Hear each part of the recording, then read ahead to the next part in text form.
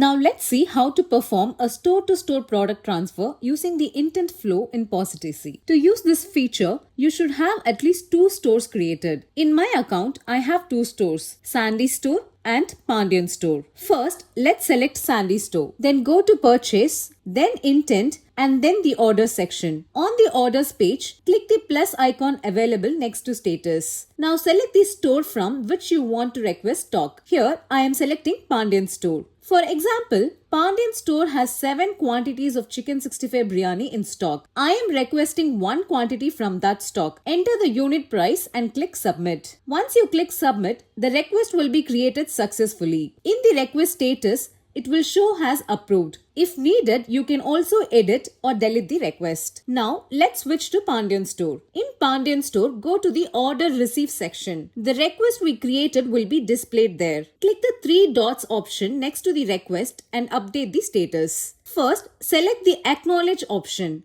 Before acknowledging, make sure to verify the quantity, price, and product details. If all the details are correct, click Acknowledge. Once acknowledged, the next step, Transit, will become available. Click the arrow icon and move the request to the Transit status. Transit means the stock transfer process has started from one store to another. After the transfer is completed, switch back to Sandy Store. Go to the Order section in Sandy Store. The transfer request will be displayed there. Click the arrow icon next to it and select Receive. Once you click Receive, a bill will be generated. Then click the arrow icon available next to the Amount section. Here, you can view the product details and current stock information. For example, if the chicken 65 biryani stock was 6, after clicking Add for the requested 1 quantity, the stock will be updated to 7. After the stock is updated, you can close the bill. To verify this, go to Inventory and then Product section